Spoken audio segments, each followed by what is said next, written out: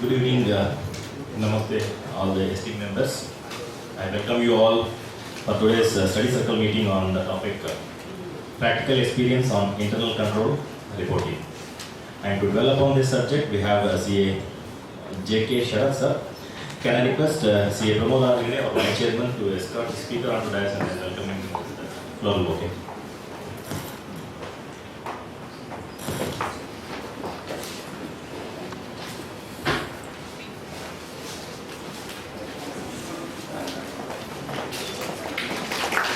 Thank you, sir. I request Vice Chairman to give.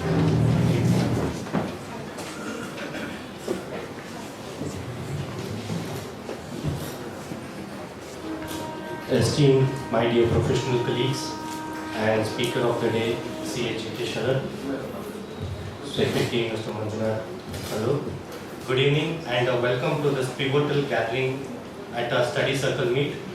ICAI, as an institution that stands for the beacon of excellence, it spears the accounting and finance.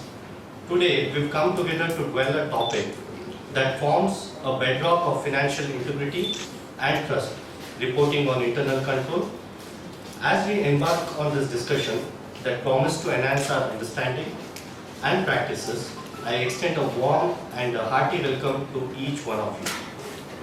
Your presence here signifies a shared dedication and principles of transparency and accountability that underpin our professional path. The topic is close to my heart today, and as far as my discussions goes with my professional colleagues, I understand the challenges which we face when we do an integrated audit and the practical aspects of IFCs as well. Internal control, as mandated by the Companies Act, is just not a statutory requirement, but a vital aspect of corporate governance. Section 143(3)(1) of the Act requires the auditors to state whether the company has an adequate internal financial control over their financial reporting and their operating effectiveness of such controls. This reflects the importance laid down by our lawmakers and the significance of the robust internal control environment on the audit we sign upon. As chartered accountants, our role transcends beyond more mere compliance. Our reports on internal control not only satisfies or a statutory mandate, but also builds confidence in investors and create a groundwork for the sustainable economic growth. We are happy to have amongst us CA JK Sharath, who brings with them a wealth of knowledge and experience that will undoubtedly enhance our proceedings today. I encourage all of you to make most of this opportunity and engage with our experts and take away insights that will empower you to excel in your role as custodian of financial program. Once again, I welcome you all. Thank you. Thank you, Chairman, for that welcome address. I have a privilege in introducing today's speaker. Sharath is a partner at affiliate of BDO, MSKA and Associates. He has more than 2 decades of professional experience in audits, reviews, internal controls, reporting under IFRS, US GAAP, and capital markets. He has experience of working with domestic and multinational companies in various sectors and with companies having operations in multiple jurisdictions. His experience spans across industries including manufacturing, technology, consumer goods, life sciences, etc. He specializes in multiple GAAP reporting like Indian GAAP, Ind AS, IFRS, US GAAP, and has experience in GAAP conversion. He has extensive experience in capital market transactions like IPO, QIP, etc. He has led implementation and monitoring of internal financial controls, SOX, in various companies. Sharath is a regular speaker on technical topics at various forums. He has conducted moderation sessions with various eminent panelists. He is a fitness enthusiast and likes running, trekking, and traveling. He is a chartered accountant from ICAI, cost and management accountant, and a Bachelor of Commerce. In his brief introduction, I present before you CA JK Sharath. Over to you, sir.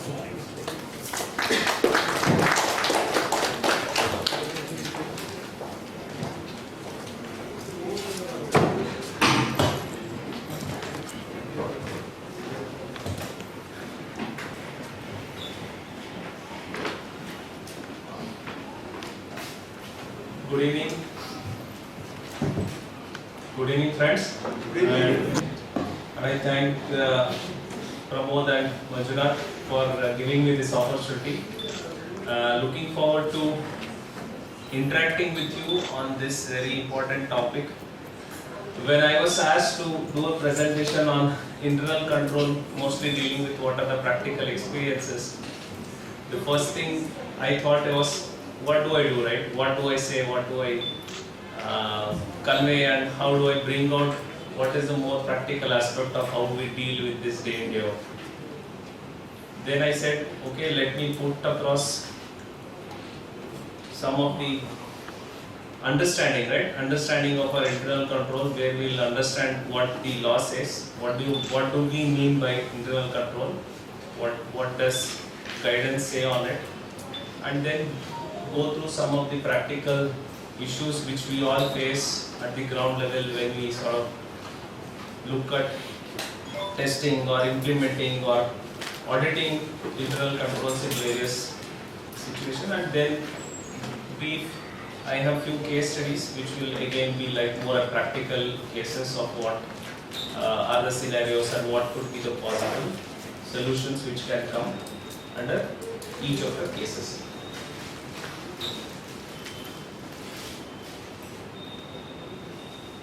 First, let us go and understand what does internal control mean. So there are multiple regulations and multiple guidance available defining what is an internal control. There is also a concept of internal financial control. First, we have an internal control. I'll explain the difference between what is an internal control and what is an internal financial control or internal financial control over financial reporting. SA 315, if you look at it, which casts role for an auditor to do a risk assessment of material misstatement and understand the entity and its environment, defines internal control.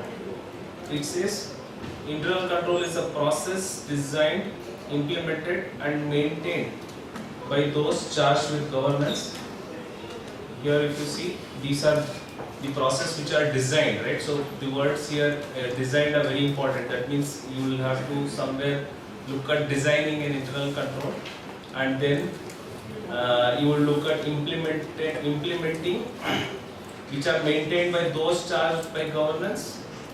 Those charged by governance are mostly board of directors, are those charged by governance, the management and other personnel.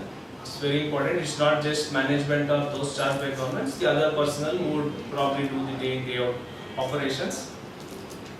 And what is the level of assurance they are looking? So the level of assurance they are looking at, they maintain this to provide a reasonable assurance. So if you see the kind of assurance which the regulator looks, or probably you would get by an internal control, is not an absolute assurance. Right? Absolute assurance is like 100%, right? I'm 100% sure what it is. You don't get that level of assurance. You only get a reasonable level of assurance about achieving an entity's objective. The objective could vary based on what control and what risks are identified. So basically you have an objective which you want to achieve. To achieve that, you design and implement certain processes which will help you achieve that overall objective.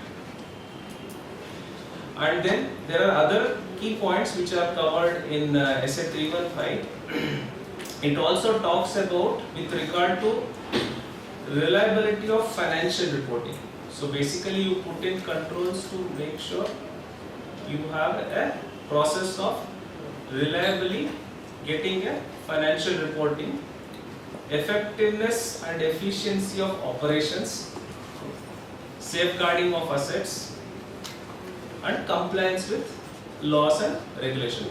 So it's not just confining itself to financial reporting or something else, but it is also clearly calling out safeguarding of assets. So making sure the assets of an organization are safeguarded and properly protected, and also compliance with various applicable laws and regulations.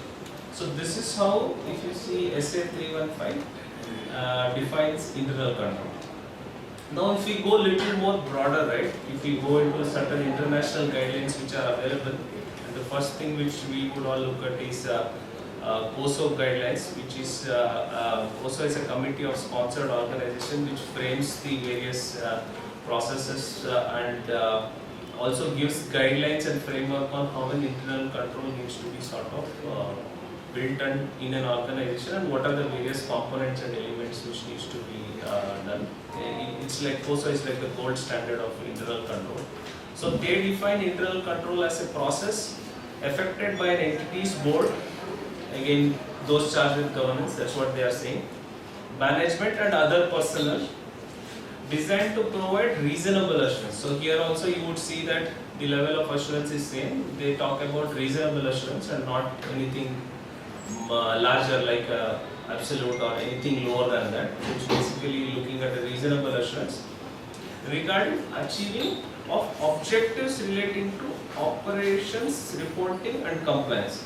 So this, if you see, is not very specific, it's little more broader. It says you have an objective.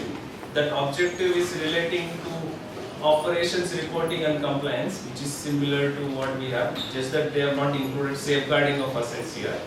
Probably that will get covered as part of your operations or reporting and compliance. So these are very broad terms they have defined, saying okay, I have operations, I have reporting, I have compliance. These are the three pillars which I have, and I design certain process to make sure I achieve the objectives in each of these three pillars. So this is how an internal control is defined by COSO. We will go through each of them in detail and explain. I will explain you through, and feel free to ask any queries, questions if you are whenever in between. So now if you look at the definition in detail, right, there are certain fundamental concepts which this covers, the definition. So basically the main objective is achievement of objective, right? They say you define an objective, what you want to achieve. So by doing this internal control or putting this internal control, the main objective is to make sure you achieve one of the objectives you have defined which you want to achieve. And this can be in any of the one of the categories, right? It can be an operational objective, it can be a reporting objective, or it can be a compliance related objective. Like you may say that I want to make sure all my taxes are paid on time, right? Or all laws I have complied with. So that could be an objective. So you will design an internal control which will, or a process and an internal control which will make sure you achieve that compliance by achieving the objective which you have internally defined. So it's not that something is already there and you need to take. You can define the objective and then you can put the process and controls for it. And the process consists of ongoing tasks and activities. So it's not that just by putting internal control on the process you would achieve your end objective, right? This is one of the means to achieve the overall objective which you have for an organization. It's not that I just put an internal control and everything else is done. You also need other things which you need to do as part of your overall organization process. And other key terms is, if you see, it says affected by people. So it's not that things, just because there are automation and some systems and ERPs are there, they will on their own do things. No, it's not. So these are primarily driven by people and not merely by some policy or some document or by some ERPs. So there are some actions which these people take at each level in an organization, and based on the actions which they take, the internal control is operated. And yeah, we spoke about reasonable assurance. It's not an absolute assurance. It is basically a reasonable assurance to the stakeholder. It could be board or those charged with governance, or even the other stakeholders like an auditor, right, who would want to come and check these controls. So he will get a reasonable assurance that these controls are operating. And the other key point is adaptability to the entity structure, right? So the internal control can be applied to various functions, various branches, factories, subsidiaries or operating units, in a similar manner the way it is applied to any one of the units. It is not necessary that once I have implemented here, I cannot implement it in some other similar situation, right? So you can put it across the various functions, operating units, business units, which operate in a similar manner.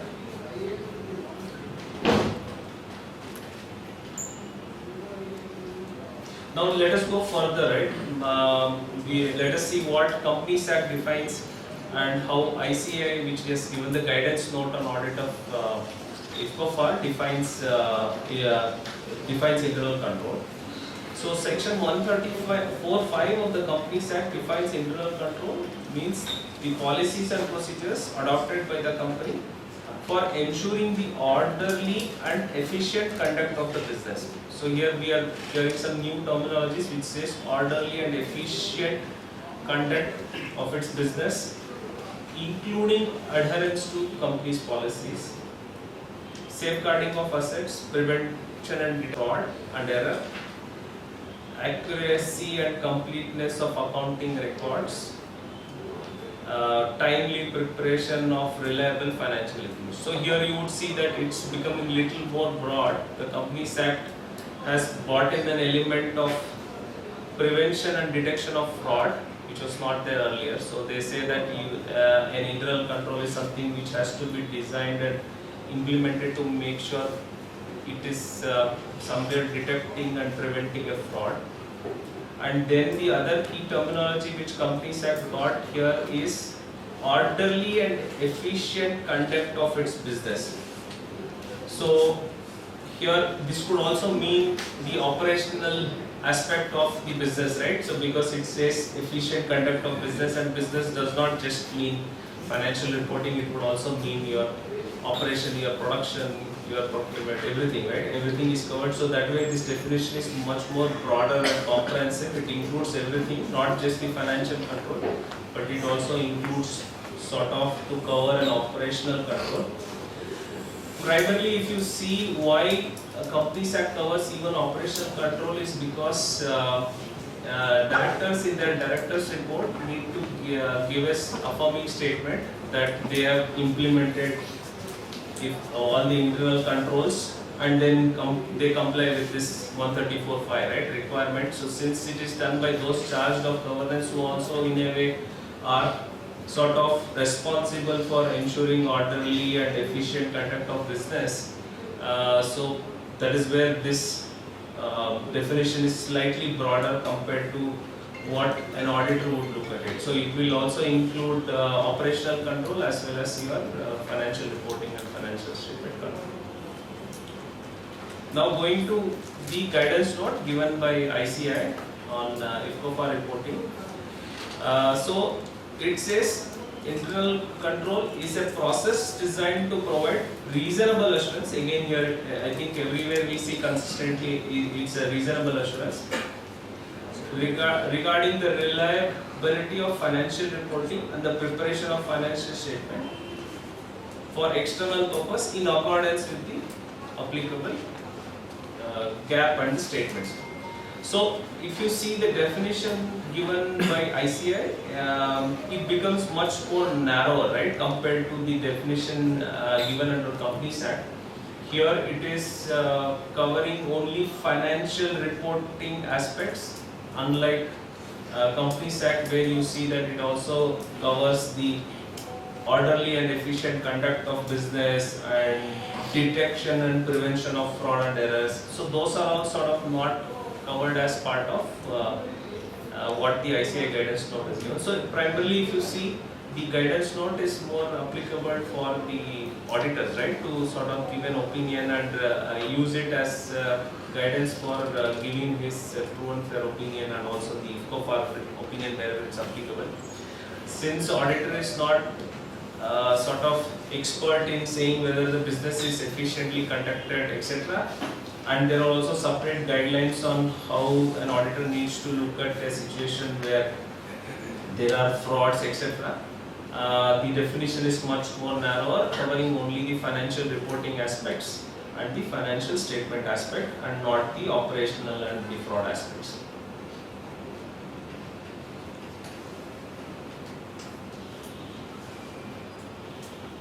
So why do we need internal financial control, right? And you can always say what is the need.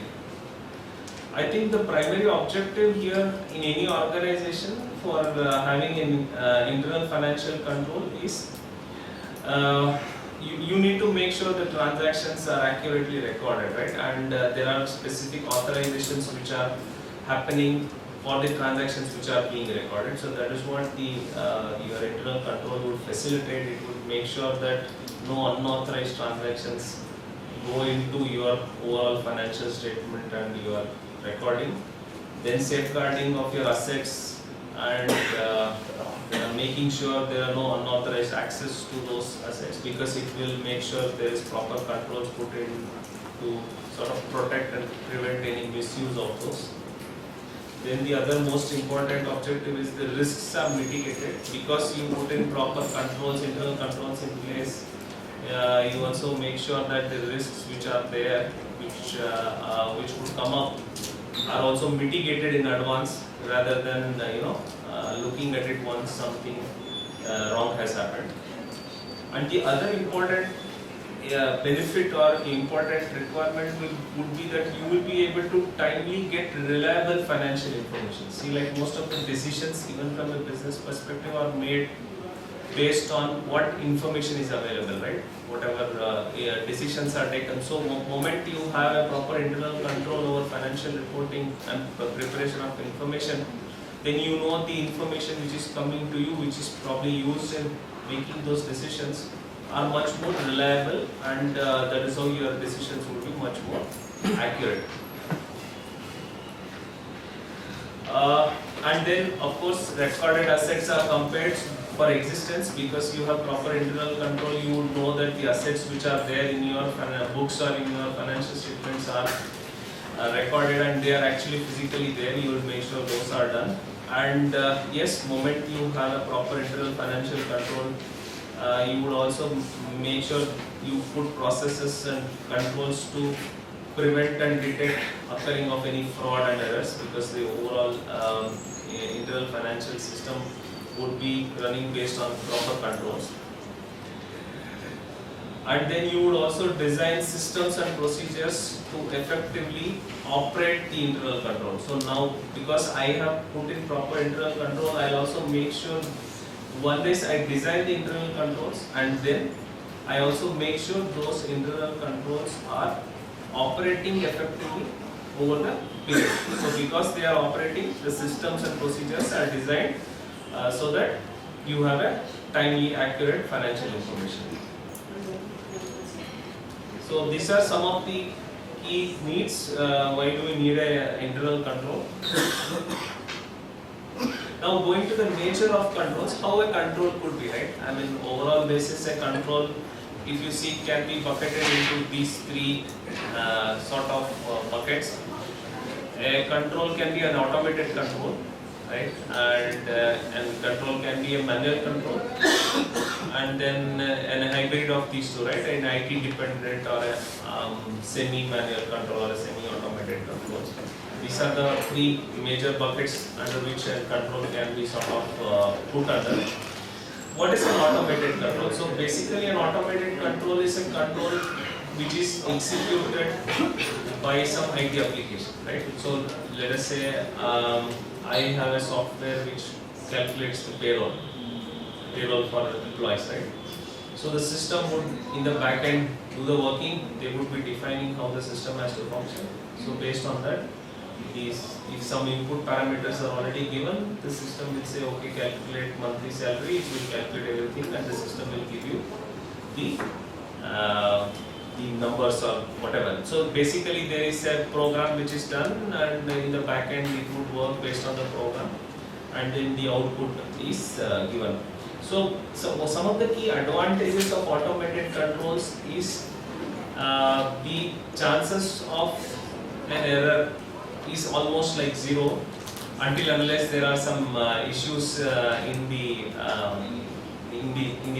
your ERP, right, or in your system. If there is a system error, then obviously you will have problem. Considering all those are fine, compared to what a manual control would be, a person doing the same task, he's always prone to some error, right? Because he's manually doing tasks. So it's not that the probability of making an error by a person will be 0. But in the system you run it n number of times, it will give you the same output without any errors. So the amount of comfort you get in an automated control is much higher. But not all controls can be automated. You will also need to have kind of a manual control as well, because all said and done, a system is like a machine, right? It can't take certain decisions and it can't use its judgments the way it needs to be used. Or rather, that skepticism can't be designed in a system.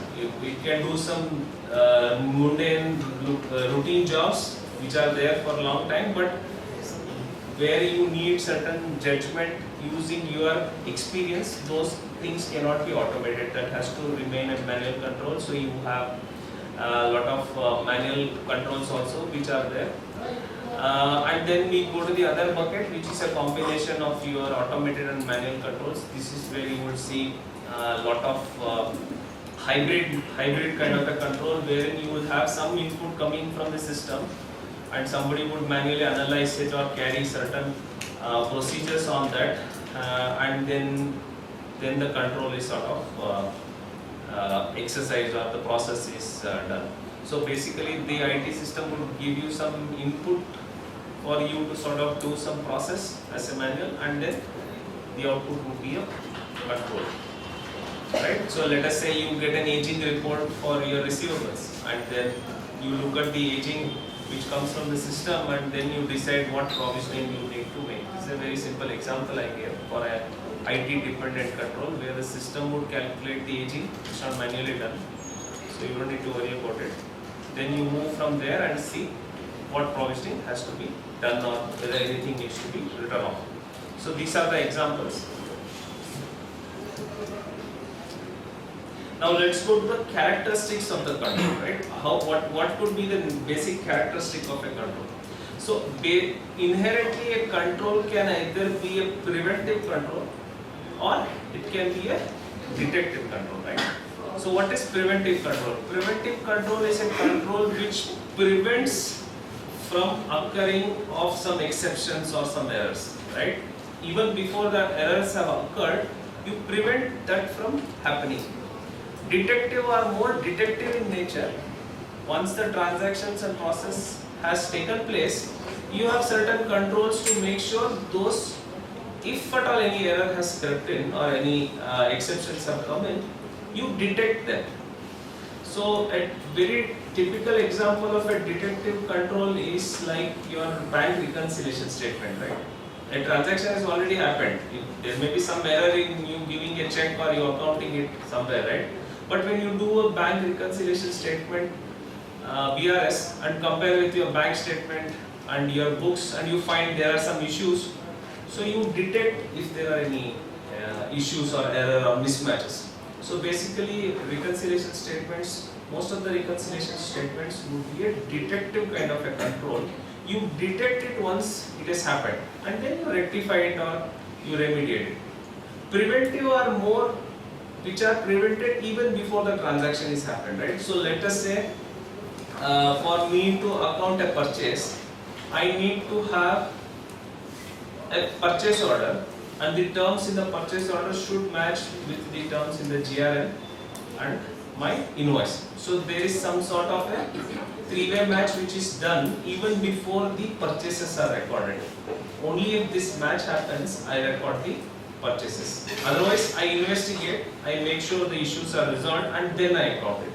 So these are more preventive in nature. Even before the transaction is recorded, there are certain checks which are carried out to make sure the errors or any exceptions are detected and they are prevented. So in any organization cannot have only preventive controls and they cannot have only detective controls. It has to be a very good mix of preventive and detective. What is a good ratio? It depends on a case-to-case basis. It's not that it has to be 60%, 70%. There is no such benchmark available.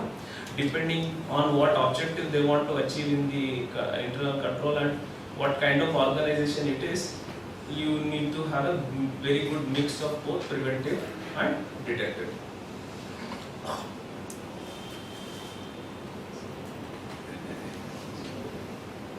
Now let's look at frequency of internal control, right? So depending on whether it is a preventive control, manual control, or a detective control, or an IT control, or an IT dependent control, these controls can be operating in some number of frequency, right? Like let us say some controls may be designed to operate on an annual basis, and some controls quarterly, monthly, weekly, daily, or recurring, right? Like let us say I have multiple purchases, I have 1,000 purchases in a day, just an example. So these 1,000 purchases are recorded on a daily basis. So these are recurring and happening on a multiple time a day, or even a payment, right? I may make multiple payments every day, so it can happen multiple times. So it's not necessary that it applies in the same manner to all companies and all organizations, right? It can vary. One company may do a control multiple times a day. The other company for it may feel it they need to do it weekly or daily. It depends on organization to organization. So there is no benchmark to say, yeah, if it is purchases, it has to be recurring or it has to be minimum daily. No, nothing like that. Depends on the organization and depends on what objective they want to meet. Depending on that, they can design controls which can fit in any of these frequencies, either quarterly, annually, or recurring. Typically, a transaction which occurs multiple times cannot be only an annual control. You cannot say, okay, I'll hold all my purchases for 1 year and then post one entry, and so I have only annual control. So there is an aggregation risk which is there.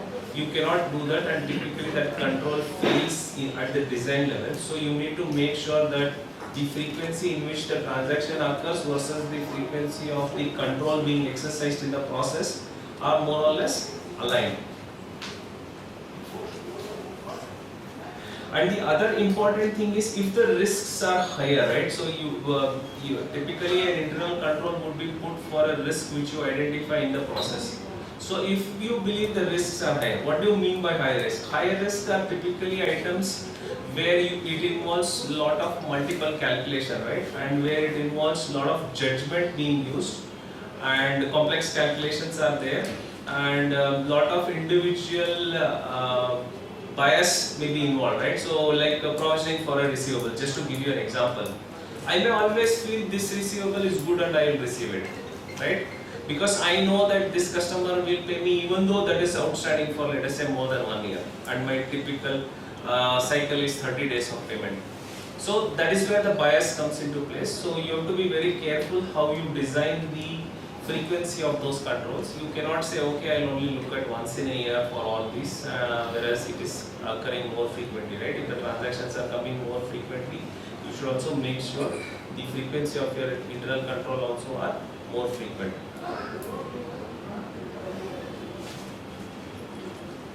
So how does this frequency sort of impact us as auditors, right? I think while I am not covered here, what I would want to mention here is the number of samples which we need to test. The guidelines on sampling is based on the frequency of the control being operated. So there is a guideline which is available in the essays which says that if it is annual control, this is the number of samples you need to take. And if it is multiple times a day, then this is the samples you need to take. So that is how you depend. So that also increases. If it is annual, the number of samples you check is much more compared to something which is more frequently done, right? Like if you say daily or multiple times a day, then the number of samples you may test to check those controls will be much higher.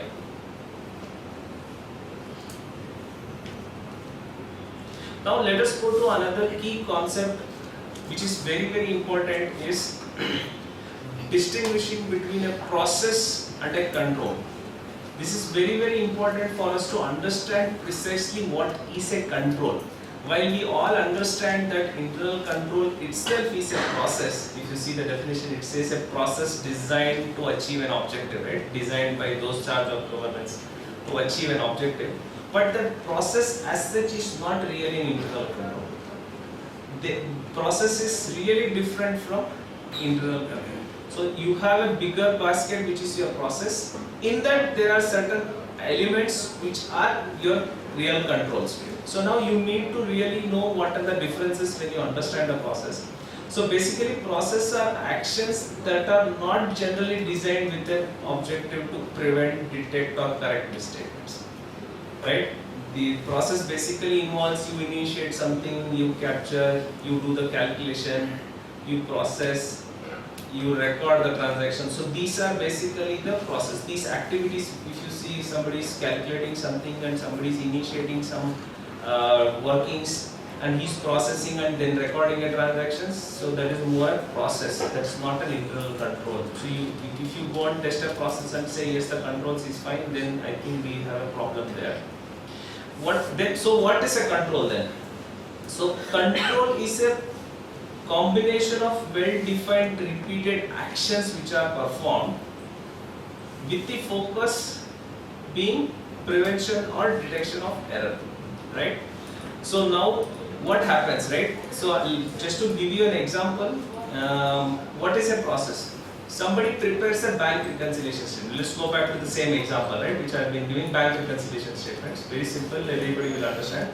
So somebody prepares a bank reconciliation statement on a monthly basis. So this whole process of preparing a bank reconciliation statement is a process. So he will compare his bank books with the bank statements, see whatever, and then he will find out where there is a gap and say this needs to be accounted. Whatever this activity is being done is basically a process. Then what is a control? So the bank reconciliation which is being prepared is actually being reviewed by his manager, right? An assistant manager prepares a bank reconciliation statement and his manager reviews the bank reconciliation statements by one of the activities, right? I will take you through what are the activities in which internal control can be tested. He will do one of those, either re-perform or he will inquire, whatever. He will do one of those activities and then say yes, this bank reconciliation statement is fine, or what he has prepared. So here the control is not the preparation of the BRS, but the review which is being performed by that manager. That is the control. So it's very, very important that we distinguish the process and the internal control and bring the internal control out and test that internal control. So the review, which is the maker checker, is what we call it, is the most key element, right? So here in the given example, the assistant manager is the preparer, right? He's a maker of the BRS, and we have a checker in the form of a manager who would verify those and check and see that the BRS are fine, right? It meets these requirements. So here the internal control is that maker checker which is being done. So that is what is designed to make sure that no errors are there in the BRS which is being prepared and the accounting entries are properly recorded. So some examples here of what is a process and what is a control. The first one is a controller prepares the impairment working and presents it to the CFO, right? So the whole process of preparing the impairment working, assessing, looking at the assumption is all a process. That is not the control. The internal control in that is the CFO looks at the overall impairment working and then he will look at the key judgments and key assumptions which are there, and then based on his review he will say okay, this is fine or not fine, or he will have some further action points on which the controller will work, and then the final thing is finalized. So this is the control. Similarly in accountant calculating depreciation, so the actual calculation which he does is a process, but somebody independently reviewing or reperforming the whole activity of calculating this depreciation is the control. Same way in purchases, somebody records the invoice when it is received is more a process, right? He gets an invoice, he records it, but then somebody reviews it to see whether it matches with the PO, it matches with the goods inward records, is a control. Are you all clear with this distinction, it's very important, because if you go and check the process, then you will see that the process is functioning, whereas the control might fail, right? Like, to give you an example, the accountant may calculate the depreciation properly, but if the review fails, then the chances of an error not being detected will become high, and the objective of having an internal control is not met.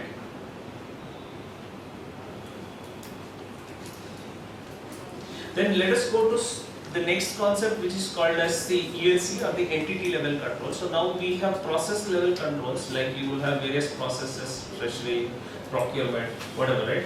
And then you have something called as entity level controls. So entity level controls are controls which are designed at the entity level and not at the process level. So these are very pervasive, and they are across the entity. So we can have either a direct ELC or an indirect ELC.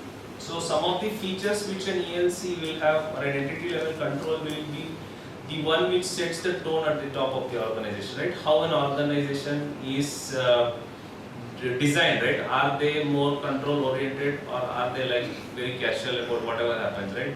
I mean, we don't care about it. So this is what really indicates, do you have proper integrity and ethical values being followed by an organization? That is where it marries to an internal control, right? If you say, okay, I have an internal control defined just for the sake of defining, but the tone at the top and the ethical values are not aligned to what internal controls are, then whatever strong or whatever good internal control you have, but overall basis, the control will fail, because the organization does not hold to the values which it has defined. Similarly, you also have various things like segregation of duties, then having proper policies and procedures in the place for the organization level policies, right? So it can be anything.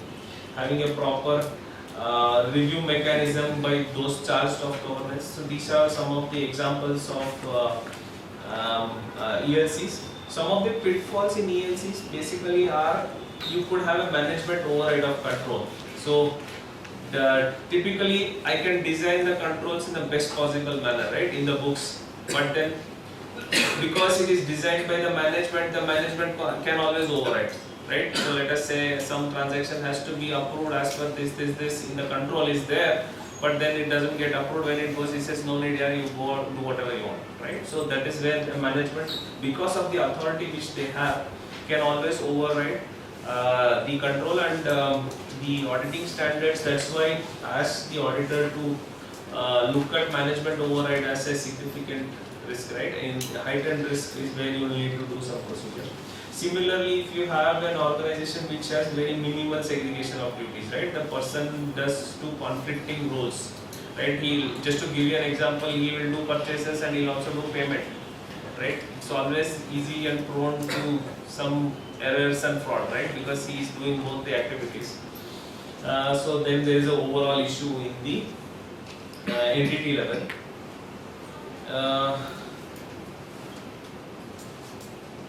That's all I think. Formal controls is basically, right, many organizations may not have a formal mechanism of documenting how the control should be, right? This is what we day out face. It's very common. So while it may not be there in a written in a form which we normally would like to have, but still if the controls are being exercised properly, then it becomes a form of a more formal controls rather than informally, right? Okay, he sends a WhatsApp chat and say approve and it is approved, but no evidence of those are there, so we don't know how the transaction has actually happened. So as long as the controls are being done in a more formal manner, even though you don't have a formal document as such to say, but still those controls exist and you can test and evidence those controls.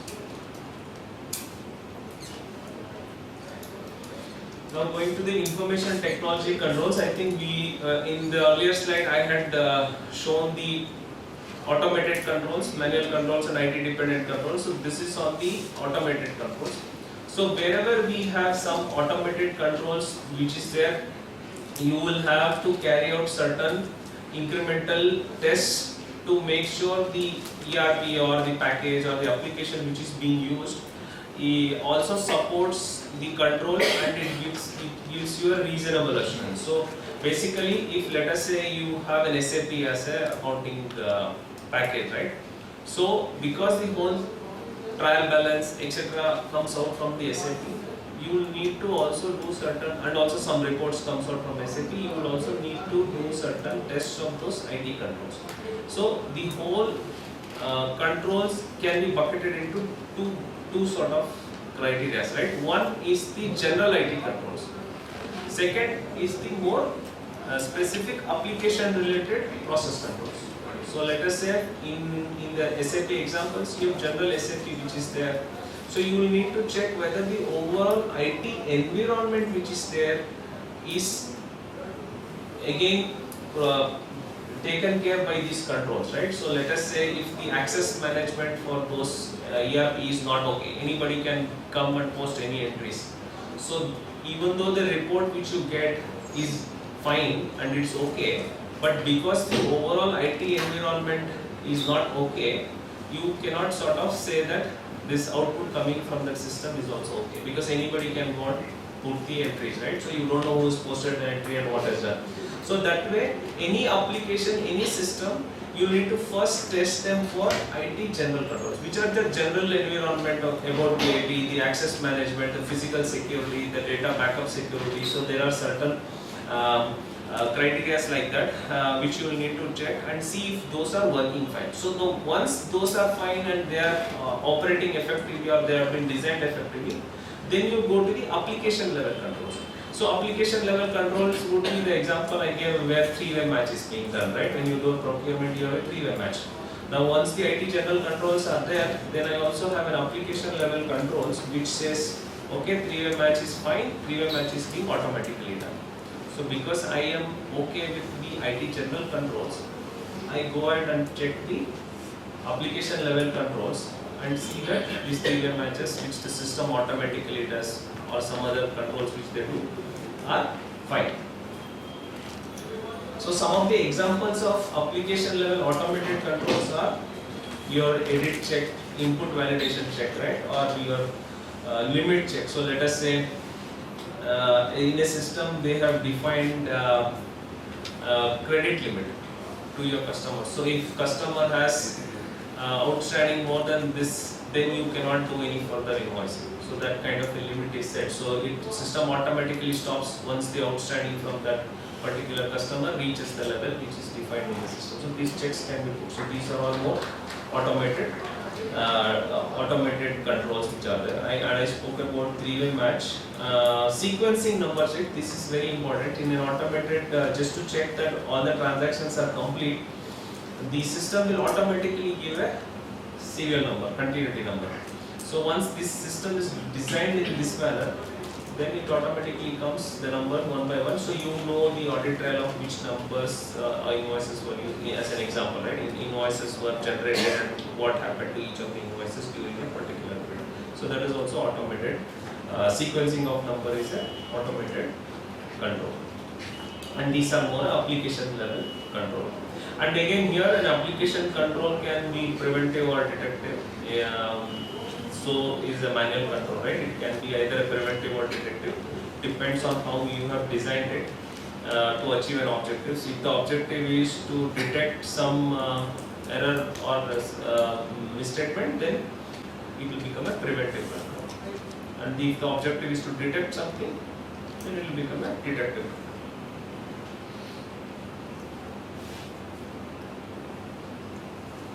Yeah, now going to what are the procedures you can do to test these internal controls. So primarily your procedures will fall under one of these four buckets. It can be a combination of these. You can do multiple combinations, like you can do an inquiry with a re-performance, inquiry with an observation, or inspection with an re-performance. Or even one of them, depending on the nature of control and the nature of risk which you are trying to mitigate. So primarily you will have either an inquiry or an inspection or re-performance or an observation, right? So let's go in the reverse order. Observation is you observe somebody doing that control, right? So let us say somebody is reviewing something. You sit next to him and see how he reviews, what activity he does, what questions he asks, and how is the queries resolved. So you observe this control. Similarly, for physical verification, right? You go and observe the physical verification. Reperformance is basically an independent reworking of the whole control to arrive at the same conclusion and see if you have independently worked it out, whether you come to the same conclusion as what the reviewer has done. So typically, just to give a simple example would be your depreciation working, right? So you would take this whole working and reperform the depreciation calculation and say whether the depreciation they came is similar to what you are reperforming.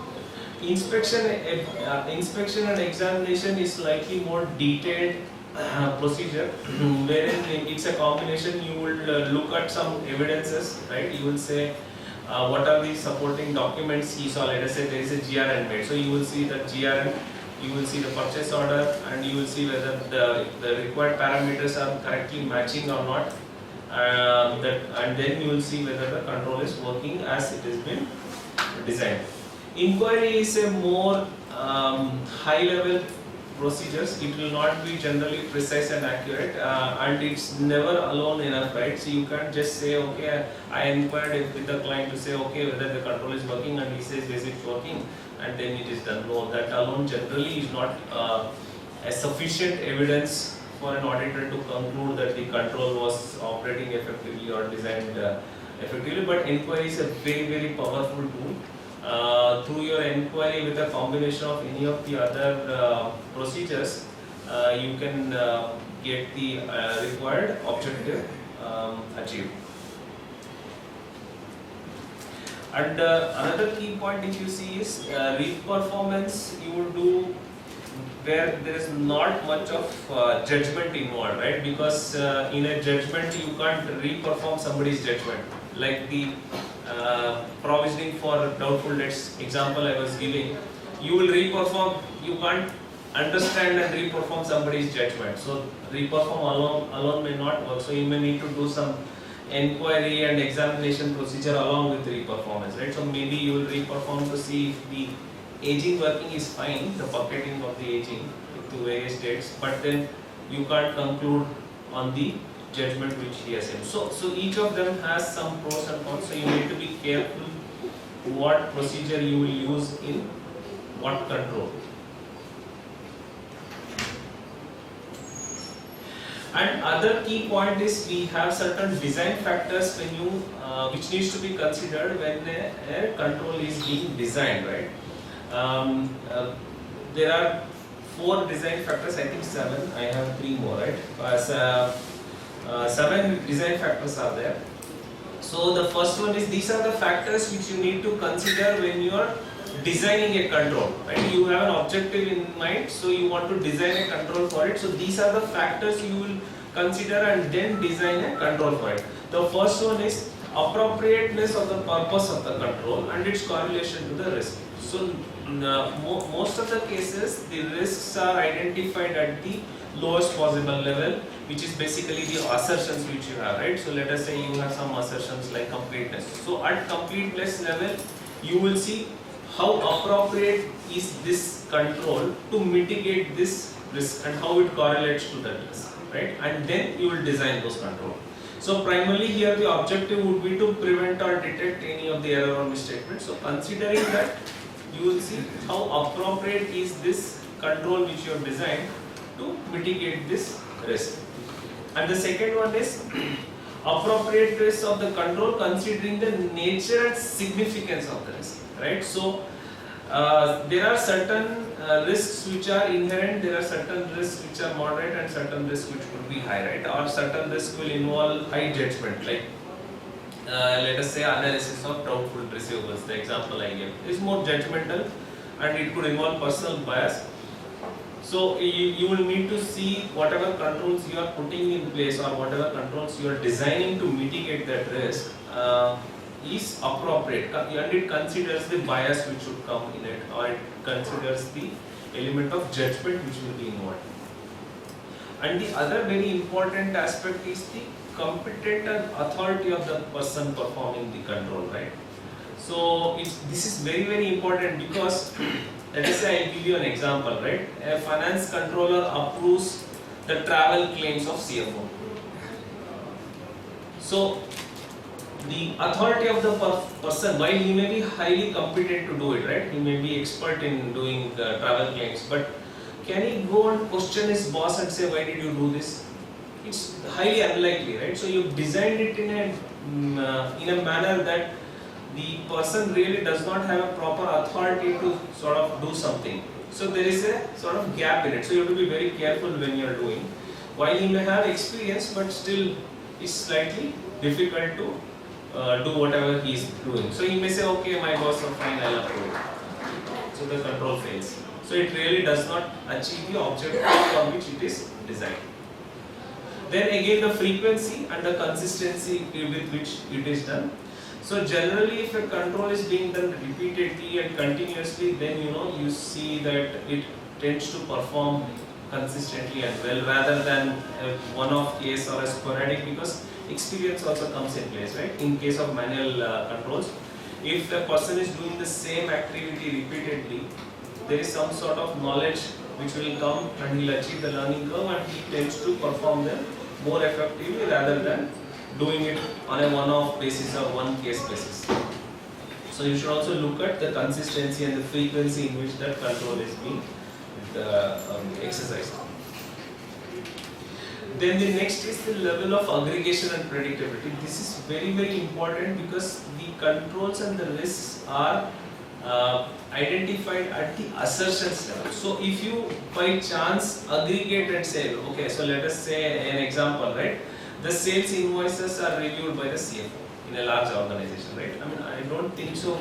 When there are thousands of invoices being generated daily, a CFO will be able to review each of these invoices, right? So if there is some sort of a gap in how the control has been designed, so it's somewhere there is an aggregation issue, right? He will not be able to do those because he will not be daily and day out doing those kind of roles. So it is not precise enough to mitigate the risk which you would have probably identified. Criteria for investigation and process for follow-up. So this is more relevant in a review type of control, like the bank reconciliation statements, right, which are more detective in nature, where you will review and you will investigate. So let us say in a bank reconciliation statement, there are certain errors which are found or certain complexities which are there. Is the person able to understand those differences and investigate them and get to a conclusion? That is also a very important point to look at. Otherwise, he will just say, okay, fine, and the review is done, right? So he doesn't still meet the requirement of the objective of the control.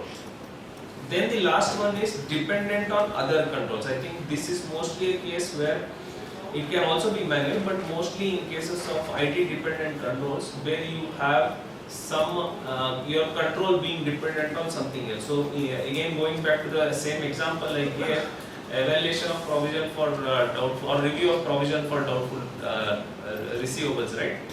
You have a report coming from system. If let us say the report which comes, which gives you the aging buckets, is wrong, obviously the decision you take based on that report will also be wrong. So how dependent is your process, your review on some other control, right? So for that, the output which comes to you as an input needs to also be correct. So you need to factor that as well when you design the control. So it's not it's not enough that you say that the person reviewing it is competent. You should also say person reviewing is competent, has experience to take those judgment, plus also I have proper systems which will give accurate report output. So both these are dependent. So you need to consider both these when you design the controls. So these are like 7 key design factors which you need to look at each time when a control is being designed. Now let's go to some of the technical literature which we have, right? What do we have in terms of guidance which we have to sort of go on? I think we spoke about this earlier. Pramod also mentioned that directors in their director's report have a responsibility to say that they have put in whatever place, right, to detect operational, the definition which I read in the beginning, that they have proper internal financial control to make sure fraud and errors are not there, operational, everything. All that is something which the director need to give an explicit statement. So there is a onerous responsibility on the management and those charged of governance to make sure they put proper framework in place, and then they do proper steps to sort of check those controls, because it's not just internal controls are adequate, it also says and were operating effectively, because this director reports used to be done every year as part of your annual report. Every year the directors will say that yes, I have put proper controls and these controls are operating. So how do you say it's operating without testing? You have to test, right? You have to make sure there is some amount of testing carried out to back up whatever you are sort of committing. In management representation letters also we can write all this controls. I didn't get you. Management representation letter, what office stakeholder and in that you can write these points. Yes, see, normally you can do it, but if you look at the auditing standards, right, just taking management representation letter will not save an auditor, or it is inadequate, right? You will have to, as an auditor, do whatever procedures you need to do which the standard says. So standard says, yes, you will do this risk assessment, you will see whether these are there, whether all these are tested. You do all that and then take a representation. So just a representation letter will not help you in any place, right? Because that is not, if that was the case, I would just take a rep letter and sign my audit report and exchange both, right? That's not the case. So you have to do whatever procedure you need to do. You have to do whatever testing you will have to do as per the standards. In addition to that, you also need to take the representation. So representation letters is basically because as part of your audit procedure, you will inquire a lot of things. You will get a lot of information which they would have told. The client is just sort of reaffirming those details, right, which they had given to you in writing. And yes, you need to put all that they have complied with all this. Okay, so if you go to a larger companies, right, like a listed entity or something, in addition to the management, you also have what is called a CEO or a CFO certification, wherein they need to explicitly certify that they need to certify it and disclose to the audit committee and the auditors, right, that these were the deficiencies which they noted in their internal control, and this is how these deficiencies are being addressed. So this is sort of a one step incrementally what is required for a listed entity. In addition to the director responsibility statement, you also have a CFO and a CEO statement as per the SEBI LODR requirement, which is there for I think so many years now. So primarily the onus is on the company and the management to sort of make sure they put up this process and framework. Now, what are the guidelines which are available for the management, right? If they want to put up this framework, what do they need to do? What do they have to go? So basically, there are two more bigger principles. Like I would say, one internationally accepted principle, which is prevalent in much larger forum than others, is the COSO framework. So wherein, if you remember, initially we had seen the definition of internal control under COSO. So the COSO is a body which has come up with a framework on how an internal control needs to be designed and what are the factors you need to take, and it came up with this COSO cube which you see on the left side. So there, if you see, it talks of primarily these three aspects, right, which we also covered as part of the definition. It talks of operations, reporting and compliance. So these are the three elements, and these three elements are embedded in these five various control activities, right? Like you have the control environment, you have the risk assessment, then you have the control activities, then you have the information and communication, and then you have monitoring of the various activities. And the other side of the cube, which is the z-axis, if you say, in this 3D cube, you have these which can be implemented at various levels of your organization, right? Either you can do it at your unit level or at your factory level or some cost center level or profit center level. So these are the various levels at which these control framework can be applied. And they have also given some 17 sort of guideline principles which can be used to sort of develop this framework. So we have a similar framework which is also given by ICAI, which is almost the same. Without this, without this color kit, we have black and white kit. That's all. But the point here is, it is the option of the company to say which framework they want to adopt. There is no one forcing to say you need to go with the ICAI framework or the COSO framework or the COCO framework or whatever. Right? There are multiple frameworks. So most of them are almost same. So the COSO and the ICAI framework is almost the same. There's very negligible or no differences at all. They can choose which framework they want to adopt. And once they adopt the framework, based on the guidelines which are given in the framework, they can go ahead and build a control framework or various controls on the risk. So I will not go through this. These are, I think, something which we have already sort of discussed in the earlier slide. Oh, so what does it mean, right? What does this framework provide? So this framework provides the entity an option, right? Regardless of what industry you are and what legal structure you have, right? Regardless of all that, this framework can be applied. It's not necessary that it applies only to certain set of entities, right? Even from a small entity, trading entity to a large corporation, anywhere you can apply it. It just gives a broader framework. You just need to use that and apply to it. And the other key point is it also gives you a lot of flexibility and using your judgment and customizing it to what the entity operates and how the entity is functioning. And once you have adopted a framework, it gives you, it makes sure you have all the requirements which you need to have an effective system of internal control. That means it is complete in all aspects, right? The moment you adopt and you start doing as per that, you have sort of included everything. You don't need to worry about what is missed out or what additionally I need to do that.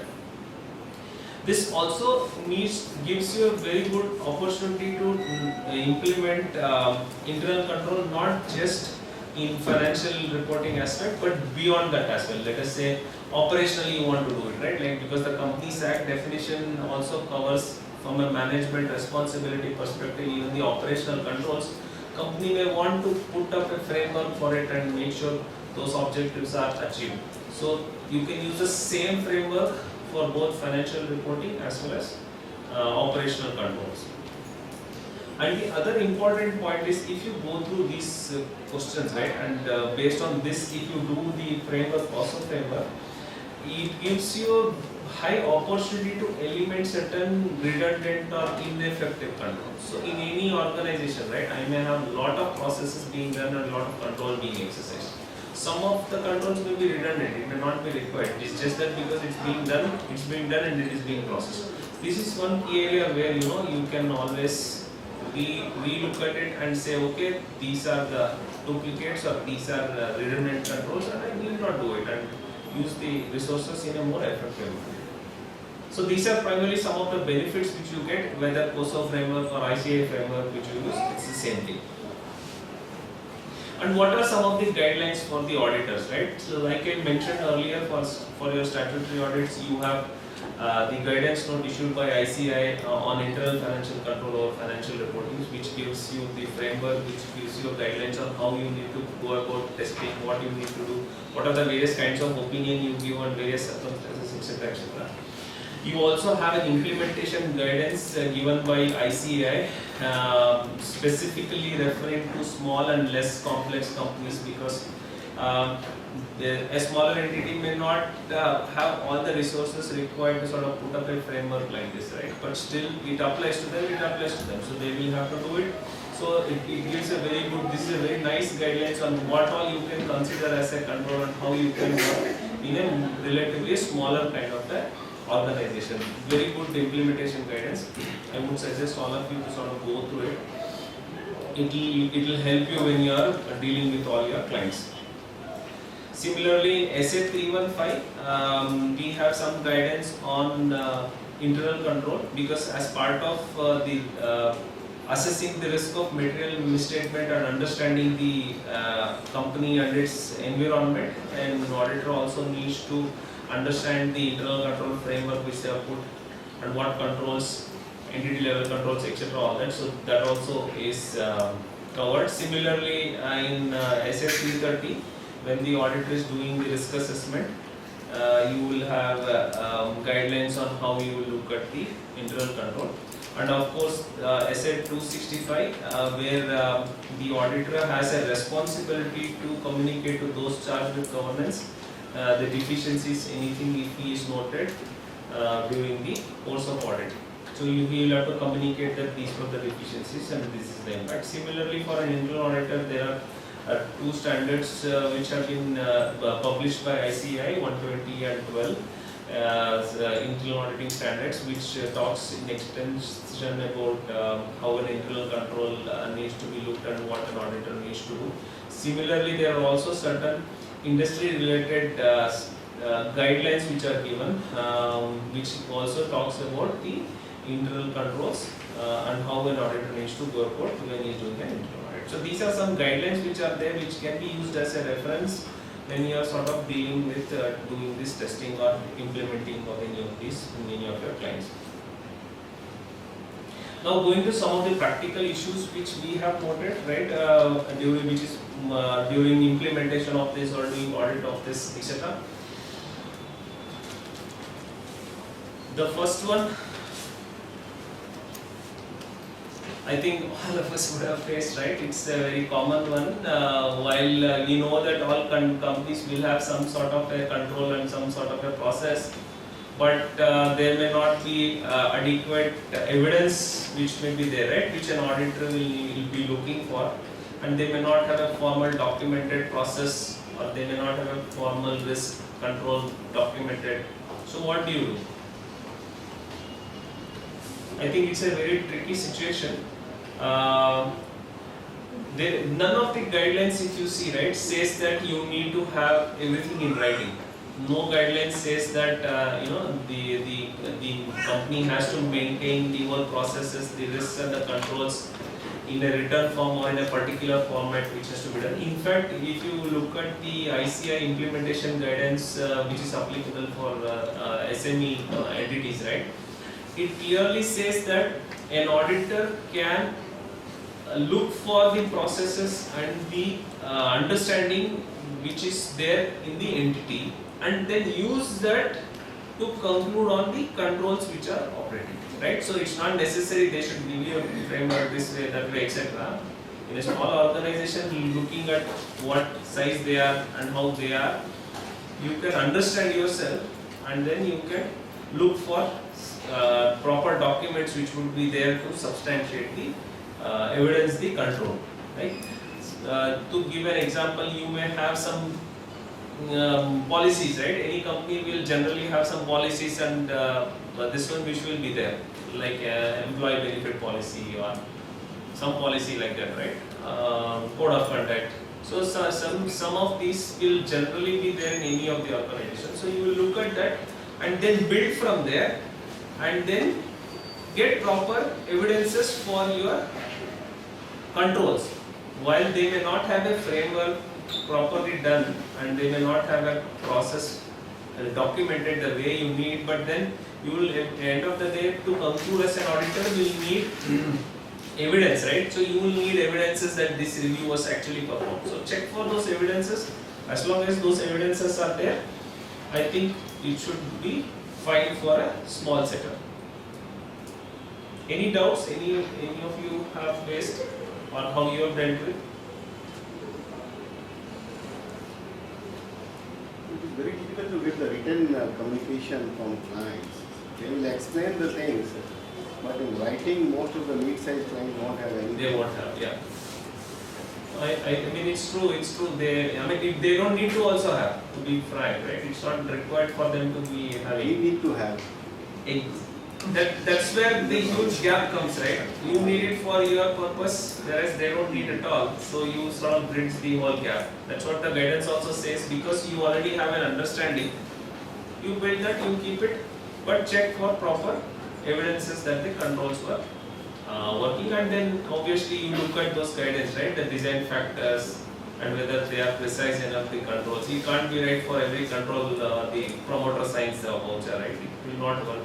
It may not be precise and accurate enough. So you have to be very careful in designing what controls and what risks are involved. Sharath, one question on testing in this regard. So let's say I have an internal auditor who is testing, and then the stat auditor also needs to test the same thing once again completely, or can he rely on the internal auditor's notification? So if you see the ICA guidelines, right? A statutory auditor cannot rely completely on work done by others. This is sort of prohibited. While internationally that is some sort allowed. You relying on somebody else and saying, okay, based on this work, I will sort of conclude that it is true and true is something not yet allowed in our auditing standards. Okay, but so then prima facie it is not possible. Then internal audit is mandated in Companies Act. Yes. Then what is the use of having internal audit at the same time statutory auditor not looking at the data?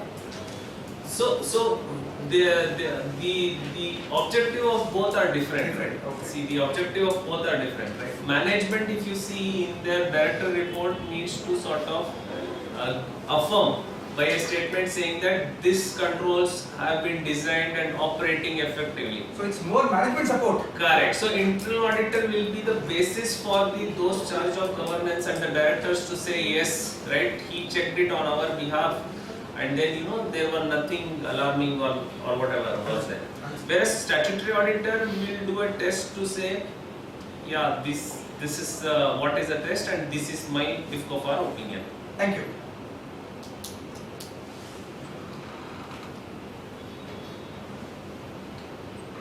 So the next, I think, issue which we see mostly in not just small organization, even in larger organization, is lack of segregation of duties. One of the key basis in any control, right, the maker checker which I spoke of, is that the maker checker has to be different with different roles. If he is doing the same roles, then I think there is a conflict in the overall roles which are assigned to him. So this becomes very, very challenging in a smaller setup where you have only 2 or 3 people doing all the tasks and they are doing everything interchangeably. It's very sort of a difficult situation. I think what in this situation you need to do is, first of all, see if roles are defined properly for each of the people in the organization, right? Like generally, it's not that one person does everything end to end. It may not be. Generally, there will be some amount of segregation to say, yes, this person will do these tasks, plus something like a joker, right? Everything will be there, but generally this person will do other tasks. So based on that, you try to build some sort of a evidence to say that this is what the functions were done. That is one. Second, in situations where there are real conflict, look for some alternatives controls which will be there, right? There will obviously be somebody else also looking at it, somebody else also authorizing it, in addition to whatever in the normal course would be done. Look for some other oversight which could be there on those transactions in any other means, right? Not necessarily in the same manner, in any other form it could be there, which you can look for those alternate controls which mitigates this segregation of duties.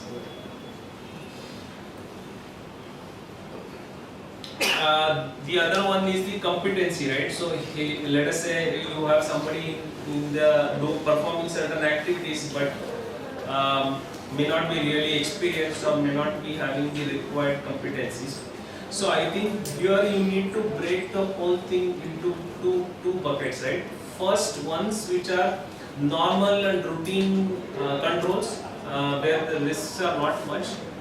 which is being sort of done on a more regular basis, which can be generally done by anyone with little amount of experience or little amount of awareness.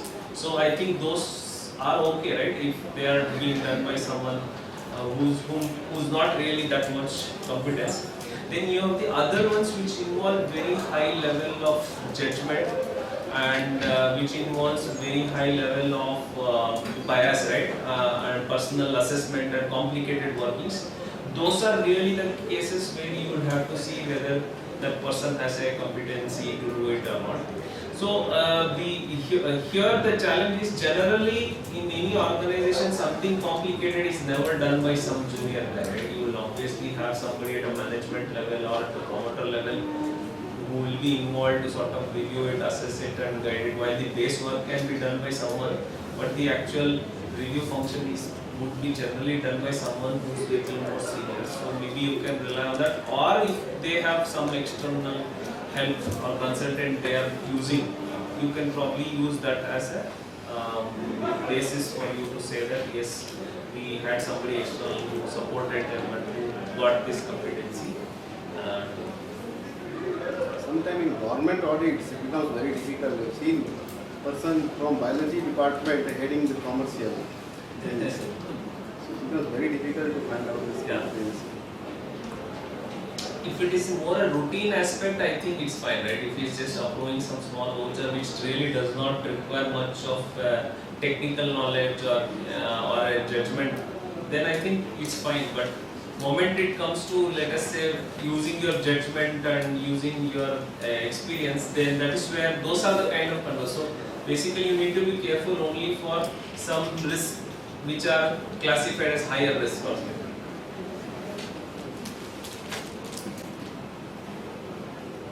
Okay, so I think this is another bigger challenge where we have management override of controls while the controls are put in whatever beautiful form they are, but we have a management because of the position in which they are, they will always override whatever control is there, right? So let us say any purchases has to go through this process and control has to be exercised. Somebody will say, forget all that, give me this, I want it tomorrow to produce this. So it's all overridden. So this is a bigger risk, and that's why if you see auditing standards says that management override has to be identified as a higher risk mandatorily, and you do some procedures around it. So here I think key thing which you need to look at is whether this is really an exception, because any business will obviously have some element of exception in it, right? You will obviously need, let us say there was COVID and you need something. You obviously don't say, okay, I want to wait for approval till I get the medicines. It won't work. So, was it a situation really an exceptional situation, or is it become a rule? So that is where the comfort comes in. If it is a rule, then I think there is a problem. You need to sort of see whether the control environment itself is fine and the overall entity level there is a challenge. Otherwise, if there is an exception, then you will have to see whether there was any specific approval taken for this exception and what process was followed for that, and then look for those alternative controls which could be there.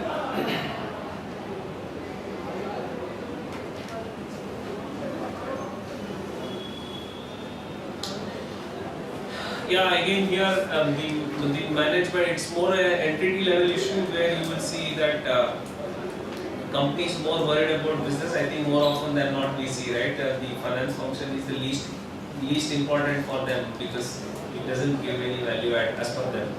So here again you will need to see if the entity level controls are fine, means whether the tone at the top is okay, or while they may be focused on business, which is why we are probably there, right? Because their business is there, we are there.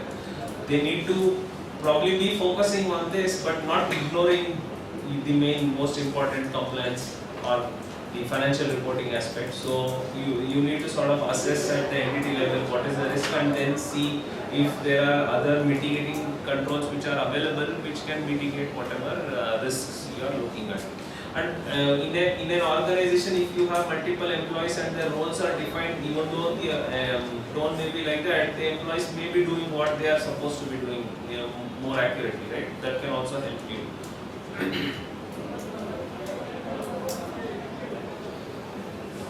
Okay, so IT systems, I think we would have mostly faced these issues where they will have some homegrown systems, or even for larger applications, they may not have the requisite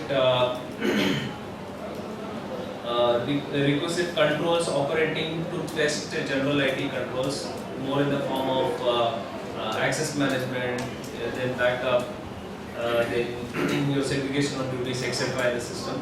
So if even though this system may process various things, if let us say none of the controls are working and then you have a huge deficiency in the IT systems, then the other alternative is to look for alternate manual control which could be there, to say that these are manual and see those compensating manual controls are working. So just to give you more clarity, in the example I gave on provisioning for receivables, the report came from a system. Let us say the IT general controls of that system failed. So the input coming for doing this control also failed. So I cannot rely on that and say I made a proper judgment here, right? So if that fails, then you will have to see if there is some other alternate control in the form of manual control on the aging working which comes.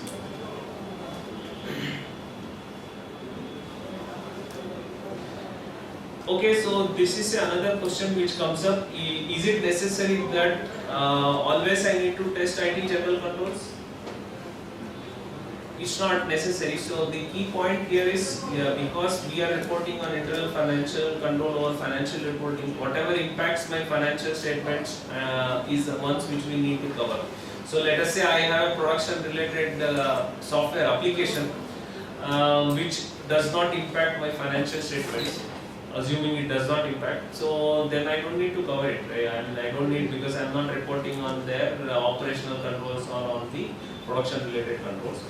That is one. Second, you can also have a system but not but also have an alternate manual controls. Like I may get some reports from the system, but I also have manual controls which will say that I am reviewing this or I am testing this, whatever. So it's not necessary that I should do the application control, application level control. I can go ahead and rely on the manual control as long as they help in meeting the overall objective. But it need not work in all the cases, right? Like I'll give you an example. If let us say you are an NBFC, right? Just to give you an example, most of their loans are automated. Nobody does the calculation manually. So in those cases, if the IT systems, IT general control fails on the system which calculates those whatever interest rate, borrowings, etc., then you cannot say, okay, manually they check it. The huge volume of data will be such that you manually, it's impossible for you to test and get the same level of preciseness of accuracy of the control. So you have to be very careful. So some cases it will work, some cases it will not work. You cannot say I totally disregard the application controls. Application controls becomes very important in certain situations where your key element for your financial data is coming.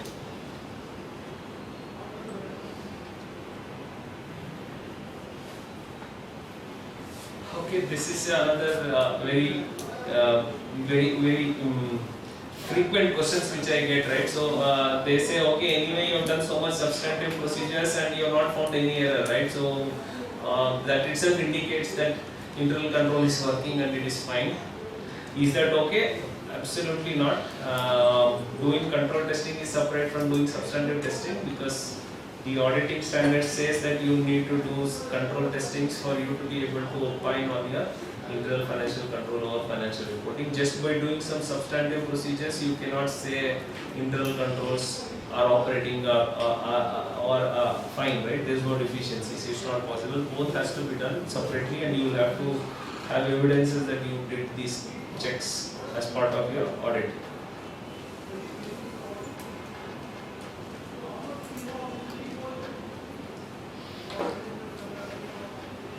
I think we covered this. If we are not able to place reliance, we can look for some manual controls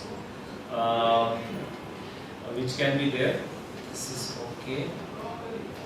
Non-compliance with law and regulation, right? How do we check for controls around this non-compliance with law and regulation? I think this is of late becoming a very challenging task for both the companies as well as the auditors, because if you see day by day there are so many changes and so many new requirements come in the regulation, right, and multiple regulations apply to them.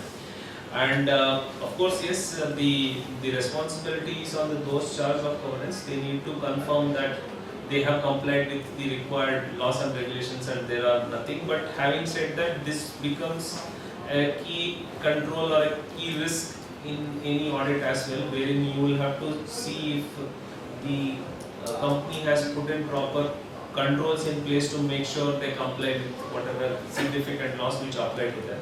I think one key way to sort of design process and a control there is to make some sort of a compliance tracker to say, yes, I have these laws which I apply, which they will anyway know, and they would anyway be complying with them, right? Filing those returns, paying those taxes, etc., etc. Based on that, they will make a tracker and say monthly, these are the people who are responsible for this, and keeping those documents and saying, yes, we filed these were the due dates and these are the dates we have filed some sort of a document or a tracker. If it is maintained, then I think you can check those controls and say that those controls were designed and they were working. Otherwise, I think it becomes very difficult to say how they ensured they are complying with this.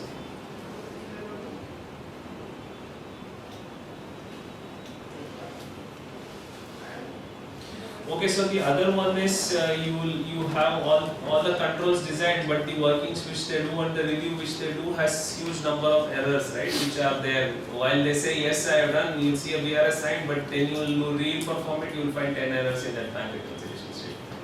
So basically, either the person is not competent or he is not performing his role effectively, right? These are the two reasons. For whatever reason this could be there, we would often see that this issues is there.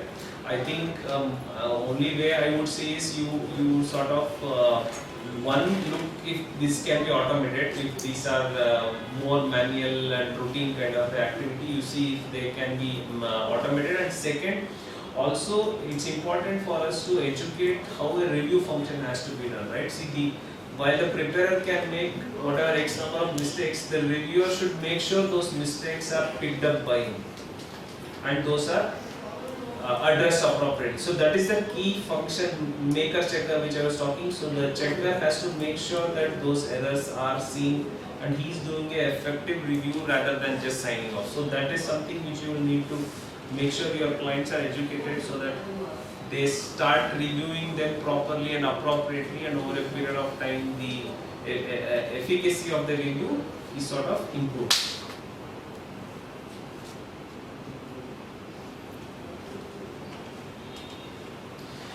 The other key challenge we find is most of the clients may not even do a monthly closing process, right? And then in a small clients, and they may only do it at the year end, and even if they do it, they may not have any evidences to substantiate that yes, they did the proper closing on a monthly basis. So I think here an important point is for them to have some sort of a activity checklist to say as a month close or a quarterly close or a annual close, right? Depending on when they want to do it. These are the activities I need to do, which generally is done, which may not be documented. He can put those checklists and say, yes, I do this, and these are done, these activities are carried out, and these are the dates. So, moment some kind of a standard checklist is being maintained, then the quality of their closing also will improve, and also you will have sort of evidences to substantiate that the closing activities were carried out by them. That's all I had on practical cases. Any other practical issues you have? Any of you?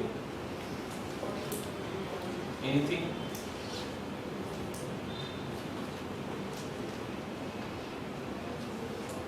Okay, we move ahead. I have few cases. I'll just quickly sort of run you guys through. Okay. Okay, you are the board of directors of ABC Limited. Are of the view the statutory auditor has to report on IFCOFAR on a quarterly basis, right? So is it required mandatorily as per the law? No, not required, because it's only as per the ICI guidance. The IFCOFAR reporting is not applicable on your quarterly, half-yearly, interim financial statements. It's only required for your annual statutory audit. Nonetheless, if they want, you can always do and give them some opinion, right? That nothing stops, but it's not mandatory. Voluntarily, anything can be done. If they want, you can do it. Okay, XYZ company has a turnover of around 35 crores and it had a borrowing of 27 crores, but they repaid it and the borrowing became 20 crores as of year end. So is IFC reporting applicable? Yes. Yeah, that's right. I think one of the criteria it says is any point of time during the year. So even though one day, I think I had one case of one of my clients, one day they crossed this limit and the next day they paid. So we had to do it and that was sometime in March, right? So very, very tough for them. But yes, it's applicable. That's how the law is.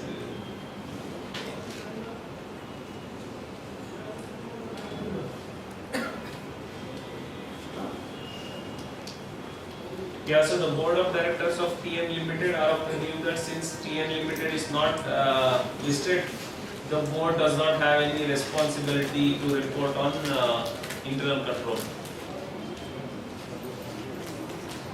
Yeah? No? Yeah? The rule applies to all companies. If you read the company's accounts rules, it clearly says that all the board report except for I think one person and small company, right? OPC and small company, everybody giving the board report need to make an explicit statement that internal controls were operating effectively. So the onus is there across all the people with no exceptions.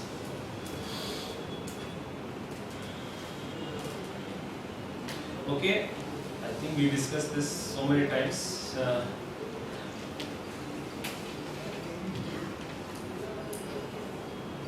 So that is not a control, it is a process. I think I gave the same example to you guys to give, define what is a process and what is a control. Preparation of bank reconciliation statement is not a control, it is a process. Somebody reviewing the bank reconciliation statements is a control. So there has to be a maker checker as an example, which will demonstrate that this was a control. So the long term, this control becomes process itself. Control is one element of the process. Yeah. So if you see the definition also, it says a process defined to achieve an objective. So in a process, there will be control. So there will be a lot of activities which will be done, but what is the key thing which is there which mitigates the error from happening is that review which is happening, which is the control. Yeah. So in a process, we have to identify what is a control and make sure we focus and test those, rather than saying, okay, they are doing, that's fine, it's not. Okay, here we have a receivable debtors aging report coming from SMP, and the client, I think somebody said, right, a management letter. So this we get the signed copy. So is that a sufficient evidence, or you need to do some procedures? I think I answered, or that is not enough. Just taking a report from the client and not doing any procedure is not okay. We need to do certain tests. In addition to general IT controls, we should also see the test report parameters, the logic, right? Because they can say you may be auditing for a period March 23, right? So they can generate a report for March 22 and give it to you. So all those parameters which you need to test and the logic needs to be tested, and you need to re-perform those controls if there are some manual interventions, etc. And then the general IT controls also should be effective, and there should be no deficiencies in the SAP environment. If SAP environment has a deficiencies, then you cannot rely on blindly on those controls. So you have to look for alternate controls which can mitigate the this one.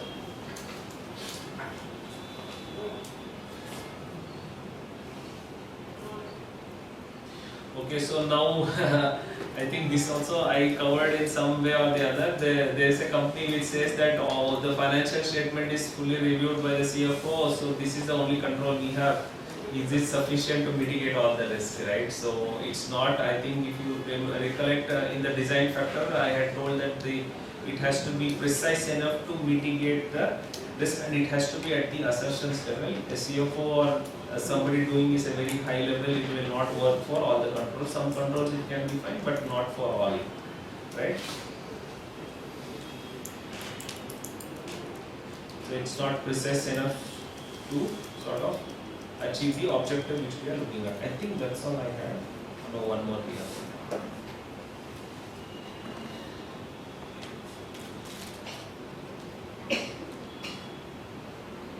Yeah, I think somebody asked, right, like an internal auditor is doing, can a statutory auditor rely on? I think it's a similar case. Just because somebody is hired, the primary responsibility does not go away from the auditor. The auditor has to sort of look for those controls and see that they are operating effectively throughout the year. Okay, that's all I had. Thanks a lot. Any questions? Yeah.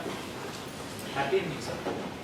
Sir, one specific question is with respect to any softwares which you are using for preparing this risk control matrix kind of thing and then reporting first. And what I observe is how we identify the risk, whether categorization, say it is high, low. There is a professional judgment which is involved in that. Yeah. So, is there any software which we use? That is one part of the question. The second part is, I've noticed most of the MSME sector clients who want to grow their business, they do come, but they don't get the proper advice kind of thing. What are the basic things we can help them with?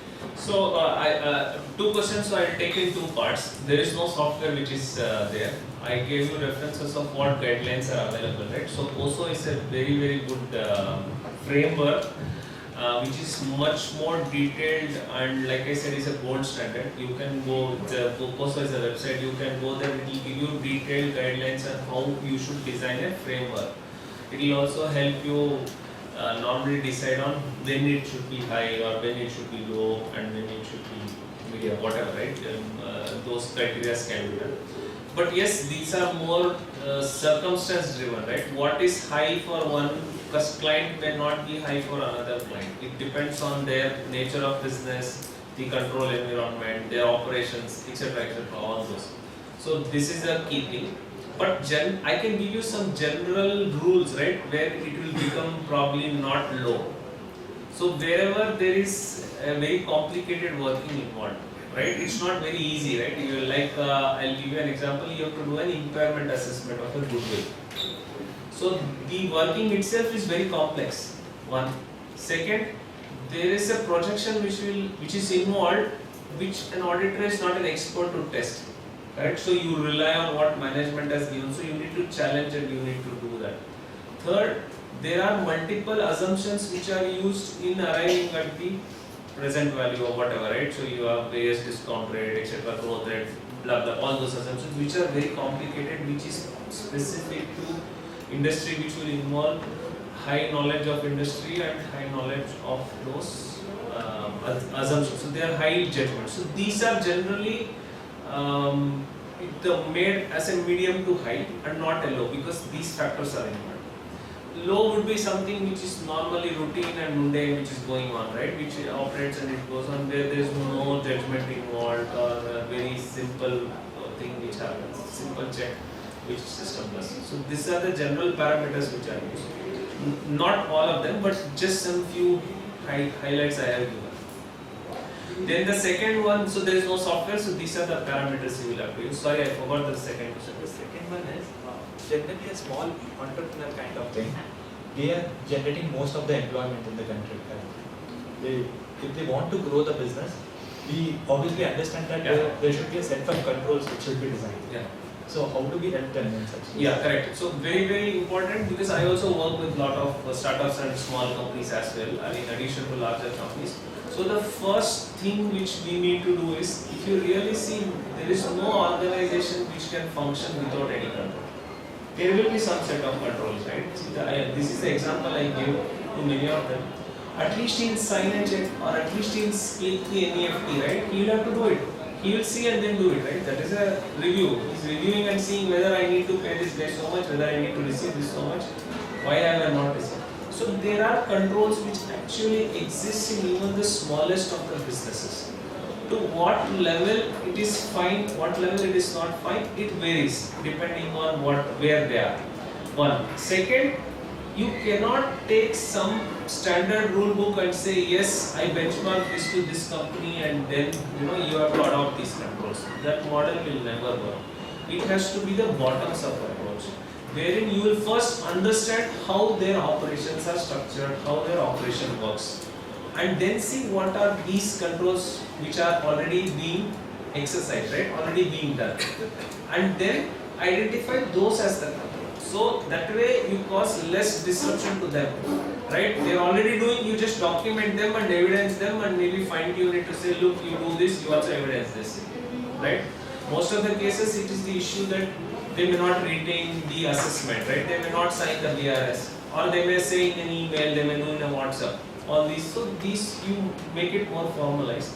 Of course there will be data where some controls may be missing or some controls may need to be fine-tuned, etc. That you will have to make sure those are built over a period of time. So rather than giving them a standard approach, you need to follow a customized approach by understanding how their business works, understanding how their processes are, and identify controls in those processes and work from that to improvise it. So just to, I'm drawing a picture, wherever you're saying, I'm drawing a picture, kind of thing. So there is a process. What is the risk? For that we have to design a control, and that risk can be multiple. A single control can address multiple risks, or multiple controls may be required to address a single risk. And this thing, okay, it is not a single process, right? There will be multiple controls. Do we do it in Excel or itself? Like? Yeah, correct. Do we do it in Excel? So if you see the institute guidance note, they say what all should be part of the controls, what all should be part of the risk, right? They have given a format. What all should be there. You can use the same thing. I say guidance note. So all I am saying is, instead of saying, okay, let us say procure to pay is a process. Instead of saying these are the controls which has to be there in procure to pay, you find out in their procure to pay process what process is being followed. In that process, identify the controls. There may be there, there may not be there, fine. So you know there are 5 controls which are there and there is a delta which is not there. So these 5 controls, make sure the evidences are properly maintained and retained, or if some improvisation is required, some fine tuning is required, fine tune it. Wherever the gaps are there, for those gaps you tell them. So that way for them it will not be something all new which is coming up, right? They will continue to do what they are doing with little bit of tweaks. Thank you.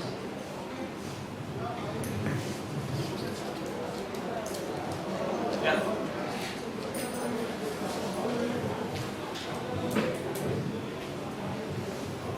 Thanks, Lady Madam. We report that controls were in place during the year. So my question is, do I have to test during the year, or can I do some, like you said, inquiry into performance after the year end to say that controls were in place? Very good question, Amok. See, it is very important that we cover the samples during the period of our audit, because there are 2 things, right? One, we have to say that these controls are designed properly. First, that is what you say when in your opinion. Second, you say that the designed controls are operating effectively. So typically, let us say, based on the frequency of the sample, let us say it is annual, right? The sample works only once in a year. It's just an example. So you have to go and test that one sample whenever it operated or whenever it worked. Whereas in other scenarios, the statistical method is to make sure that you spread across your testing over the period of time. Having said that, one key challenge is the automated controls. So let us say a company has designed some automated controls which are dynamic in nature. So let us say month end, it generates that report, exception report, just a scenario and an example, right? And it is there. Now the next month it again generates and keeps. So because it is a dynamic report, you will need to test those during your financial period of audit. Because subsequently if you want to test them, you will have a limitation to test them because it overrides and you will maybe have the subsequent reports. So those are the only exceptions. Otherwise, if it is something which you can subsequently test, you can go ahead and do it subsequently. Also, like in certain situations, like you said, if it's an annual control, I have to do it only after the year end. Yeah, so as long as you can perform them subsequently, like let us say company does a book closure once in a year, only in the month year end, right? So you know they follow a checklist and the control is evidenced by certain activities which they have performed. As long as you can test them subsequently with whatever evidences, it's fine that you go ahead and test whenever you are doing the audit. So in situations like that, let's say depreciation was your example. So in depreciation, I do that recalculation. I have to do it for my TOC as well as substantive. So I mean, it becomes the same. Correct. So there are certain tests which serve both your substantive as well as your control. But what happens is the test attributes are slightly different. While you re-perform and see whether the reviewer who did the review, right, did the proper review or not. Whereas that is a control testing. Whereas in a substantive testing, what happens? You re-perform and if the amount matches, you are fine. Whereas in control, you will also check whether the reviewer had any queries, right? Whether he really performed this and how are the queries solved. So that is a key change between a control testing and a substantive testing. While the base testing can be re-performance, but you also do certain other incremental activities.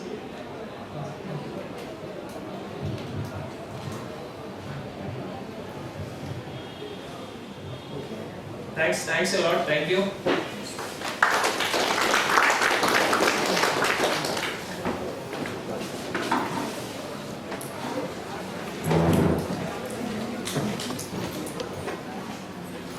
Members, there are no friends for auditors. My Australian, New Zealand counterpart, I used to say this when I used to work with Thailand staff compliance.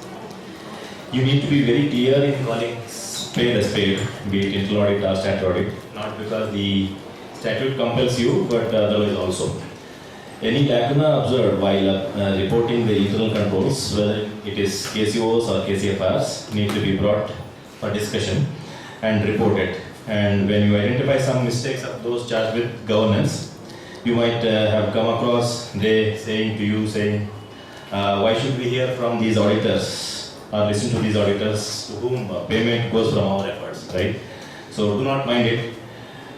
With these kind of practical aspects being discussed by a speaker with 2 decades of experience would have refreshed your knowledge kitty. With that note, let us give a round of applause for the speaker for a fantastic discussion on the topic. Thank you, JK Sharath sir. On the members present here and all the managing committee members of Bangalore branch, we would like to hand over a token of gratitude and respect. I would like to hand over a gift vouchers. I would like request Pramod Hegde, our Vice Chairman, to do the honors.